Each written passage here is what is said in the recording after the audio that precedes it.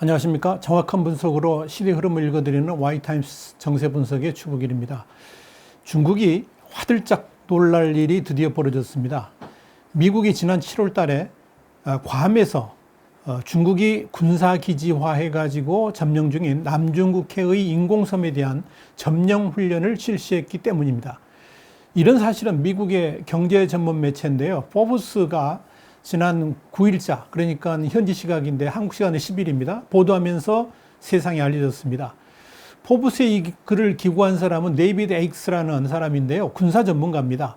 이런 말을 했습니다. 미국이 중국과 무력 충돌을 할 경우에 미군이 중국이 요새화해 놓은 남중국해의 중국군 기지를 먼저 점령해가지고 이것을 중국 공략을 위한 징검다리로 쓰려 한다라고 강조를 한 겁니다. 포브스는 이 기사에서 미국은 서태평양에서 중국에 승리하기 위한 충분한 전투기를 보유하고 있지만 이걸 뒷받침해 줄 수 있는 충분한 공군기지는 보유하지 못하고 있다 그러면서 미군은 아예 중국이 불법적으로 점유하고 있는 남중국해 인공섬에다가 낙하산 부대를 투입하거나 해병대를 섬 전초기지에 상륙시켜 가지고 이를 활용할 수도 있을 것이다 라고 썼습니다. 포브스는 그 이후로 광활한 아시아 태평양 지역에서 성공적인 전투를 하려고 하면 500마일 이상 떨어져 있지 않은 기지를 보유해야지 금상첨화이기 때문이다. 이렇게 주장을 한 겁니다. 당연히 이제 항공모함이라든지 공중급유기로 할 수는 있습니다만 한계가 있죠. 또 항공모함 같은 경우는 만약에 피격을 받게 되게 되면 심각한 문제가 생기죠. 그래서 분쟁 지역인 남중국해에 흩어져 있는 섬들에 얼마나 많은 불침 항모, 그러니까 침몰하지 않는 항모, 그러니까 육지에 공군기지를 두는 것을 말하는 겁니다. 이 불침 항모를 확보하느냐가 정말 중요하다 그러면서 중국은 남중국해의 스프레어트리 군도, 그리고 이건 이제 중국말로는 난샤군도라고 그러는데요. 또 파라셀 군도, 중국말로는 시사군도라고 그럽니다. 베트남 이름으로는 호황사군도라고 그럽니다. 이런 해상 등의 7개 인공섬을 만들고 활주로와 레이더 그리고 미사일 기지를 세워가지고 군사기지화했다 하는 이 점을 포인트를 상기시켰습니다.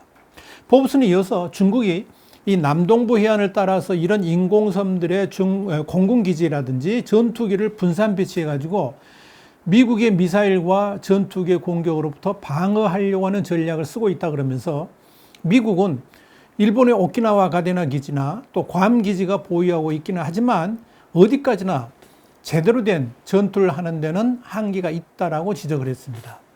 그래서 미군은 중국을 겨냥한 공군기지 추구 확보에 열을 올리고 있습니다. 우선 일본의 남쪽에 있는 무인도 마게시마에 새로운 비행장을 건설하고 있고요. 지금 사진 보이시죠? 또 미 해병대는 최근에 사이판 바로 옆에 티니안섬이 있습니다. 관광지로도 유명한데 이 티니안섬에 2차 대전 당시 사용했던 북쪽에 있어요. 그 활주로를 재정비하고 있다. 지금 사진에 보이시죠? 또 미국은 이 태평양의 섬인데요. 미국령인데 웨이크 섬이 있습니다. 여기서 대규모 활주로 확장 공사를 했습니다. 이 웨이크 섬은 하와이에서 서쪽으로 한 3,700km 떨어져 있고요. 괌으로부터는 2,430km, 중국 본토로는 한 5,000km 떨어진 섬인데요. 태평양 제해권을 장악하는 핵심 요충지로 꼽힙니다. 그래서 지난 2차 세계대전 당시에 일본과 미국이 이 섬의 장악을 위해서 치열한 전투를 벌이기도 했었습니다. 이런 미국의 움직임은 현재 일본의 가데나 공군기지하고 괌 같은 데 집중되어 있는 공군력을 태평양 전역으로 분산하고 있다. 이렇게 보시면 됩니다.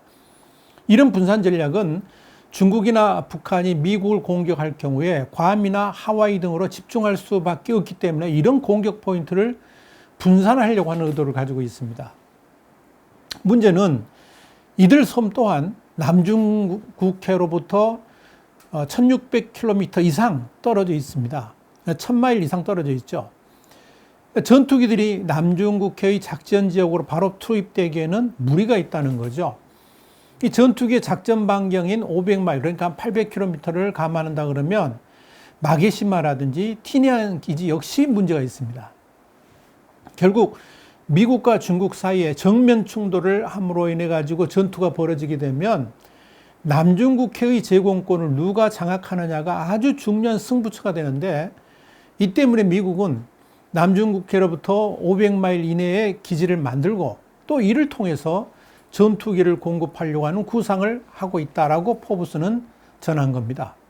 그러면서 이 포브스는 이런 관점에서 미국이 그 남중국해 인공섬 점령 구상을 그냥 허투루 들어서는 안 된다라고 그러는 겁니다. 그러면서 이 만약 미국이 중국이 점령 중인 인공섬을 장악할 수만 있다면 미국의 전투기들은 남중국해의 심장부로 곧바로 들어갈 수 있을 것이라고 했습니다. 포브스는 지난 7월 미 육군이 알래스카의 엘멘드로프 기지에서 출발해가지고 괌 상공에서 공수부대원들이 낙하해가지고 앤더슨 공군기지로 강제 진입하는 훈련 영상을 공개했는데요. 괌에서 이 같은 대규모 강화 훈련이 실시된 것은 이번이 처음이라고 합니다. 이 훈련이 바로 중국 인공섬 점령 훈련이라고 판단을 한 겁니다.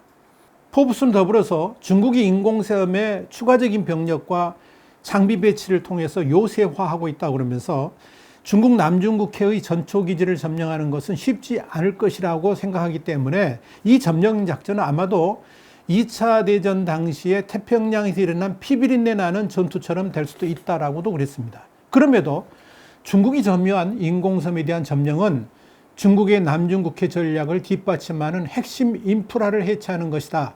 이렇게 포브스는 강조를 했습니다. 그런데 말입니다. 이렇게 지금 미국과 중국이 정면 충돌을 하게 되는 핵심 포인트가 바로 이 남중국해에 대한 해상권 장악 문제 때문 아닙니까? 그런데 중국이 이렇게 남중국해에 집착하는 이유가 있습니다. 크게 세 가지가 있는데요. 첫 번째는 지리 전략상의 가치 때문입니다.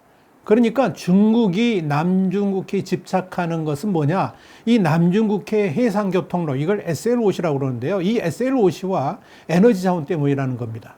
이곳은 세계 해상 교역량의 한 3분의 1 정도, 어마어마하죠. 3조 3만 7천억 달러가 지나는 요충지입니다. 중국이 수입하는 원유의 약 80%가 이곳을 지납니다. 중국이 이 남중국해 해상교통로를 무기화한다 그러면 당장 우리나라나 일본의 에너지 수입과 무역은 엄청난 타격을 입게 됩니다. 한마디로 사활적 이해가 걸린 곳이다. 그렇게 말을 해도 과언이 아닐 정도입니다. 중국은 여차하면 남중국해 해상교통로를 무기화해가지고 한국과 일본 등에 대해서 경제적 압박을 가할 수도 있고, 이를 통해서 한국과 일본을 외교적으로 속박할 수도 있다는 야심을 가지고 있습니다. 또 하나가 에너지 자원 때문인데요. 미국 에너지정보청은 이 남중국해 해저에 최소 110억 배럴의 원유, 또 190조 입방피트의 천연가스가 매장되어 있는 것으로 추정합니다. 또 어떤 기관들은 각각 200억 배럴과 290조 입방피트에 이르는 것으로 추정하기도 합니다. 이 남중국해는 또 전 세계 어획량의 10%를 차지하는 곳입니다. 그러니까 수억 명에게 이런 중요한 식량 온천이 되고 있는 겁니다. 남중국해에 있는 이런 자원 등을 중국이 장악하려고 하는 욕심도 이 남중국해 문제에 집착하게 되는 아주 중요한 원인이 되는 겁니다. 두 번째는 자존심 때문입니다.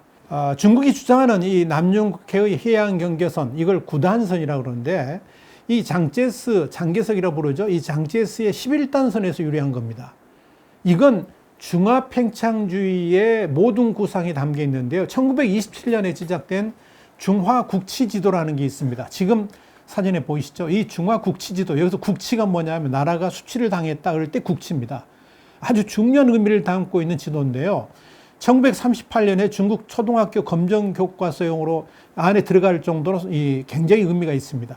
마오쩌둥도 이걸 중국 영토의 기준으로 삼았다 그럽니다. 그래서 마오쩌둥의 책상 뒤에는 항상 이 지도가 있었다 그러는 겁니다. 문제는 이 지도의 내용입니다. 중국이 지금은 많은 영토를 상실해서 치욕을 당하고 있지만 힘을 길러서 잃어버린 땅을 반드시 회복하자는 의미를 담고 있는데요. 이 지도에 여러분 보세요. 한반도와 인도 차이나 반도도 중국 영토 안에 포함되어 있습니다.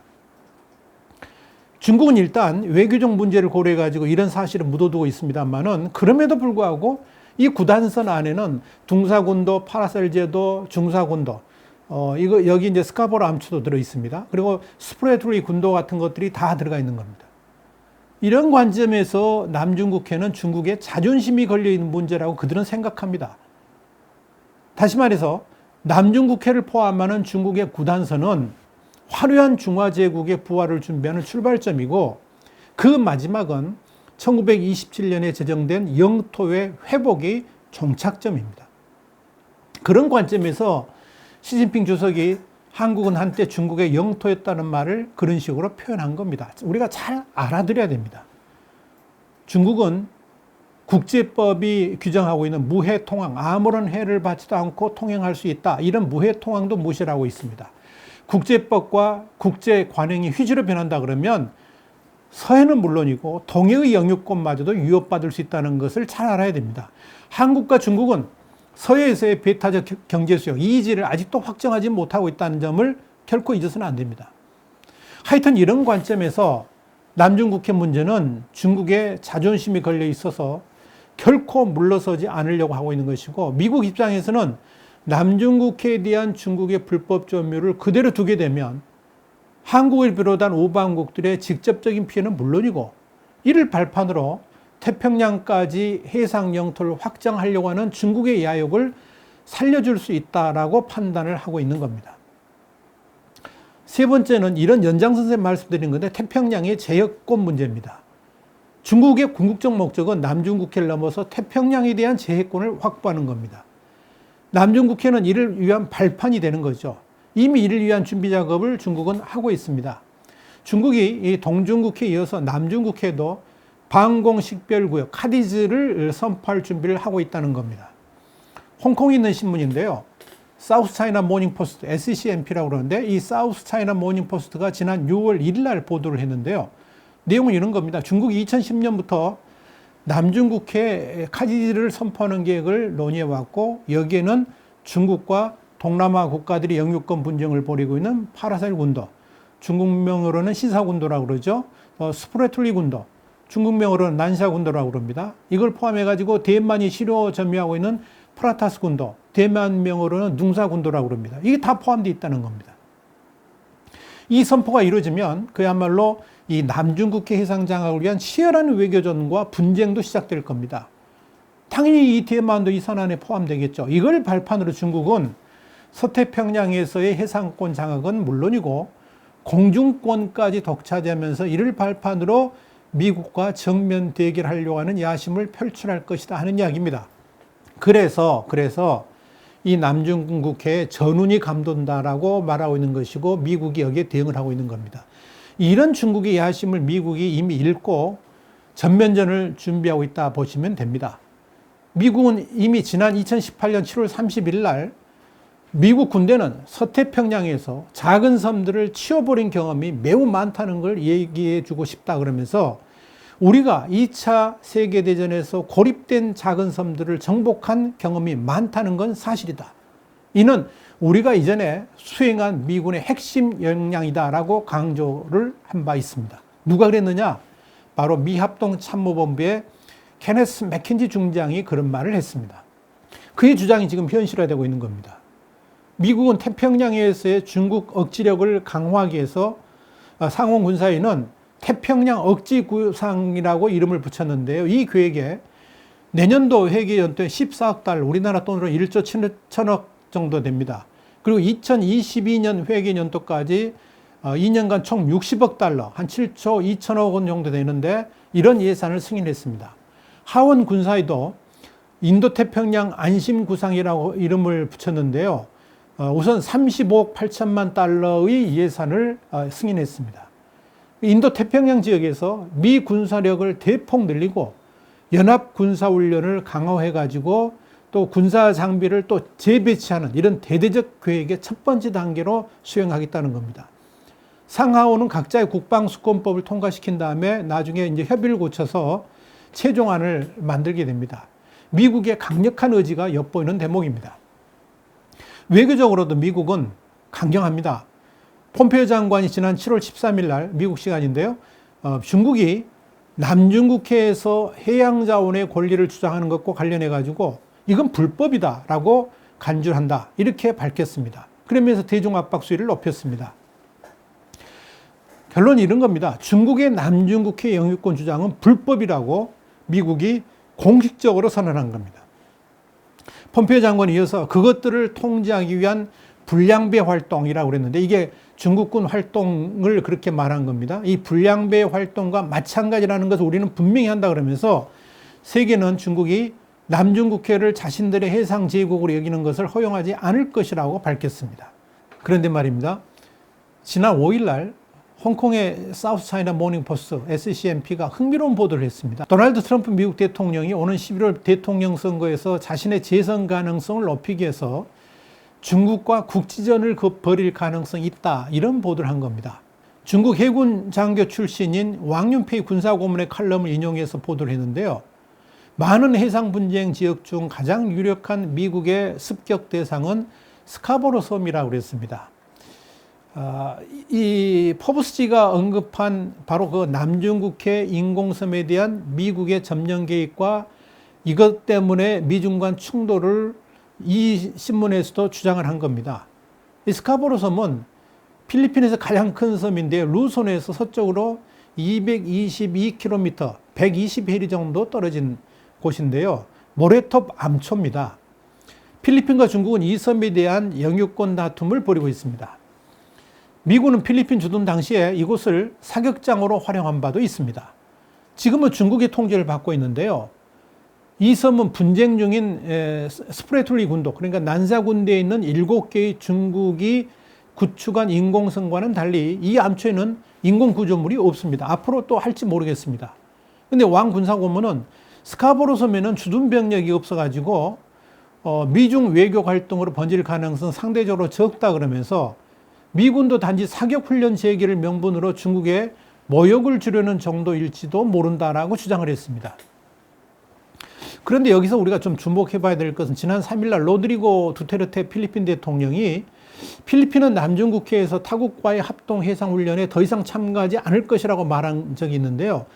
이게 바로 미국의 남중국해 인공섬 점령 계획을 감지하고 필리핀이 단독으로 또는 미국과 공동으로 이 스카보로 섬 근처에서 무력을 사용할 가능성을 배제하려고 그런 것이 아닌가, 이렇게 추정이 됩니다. 어찌됐건 지금 남중국해에는 전운이 차곡하게 감돌고 있습니다. 언제 터질지 모르겠습니다. 그러나 분명히 이른 시일 안에 우리는 전 지구의 언론사들이 급박하게 타전하는 뉴스를 볼 수 있을지 모르겠습니다. 와이타임스 정세 분석이었습니다. 다음 시간에 다시 뵙겠습니다. 감사합니다.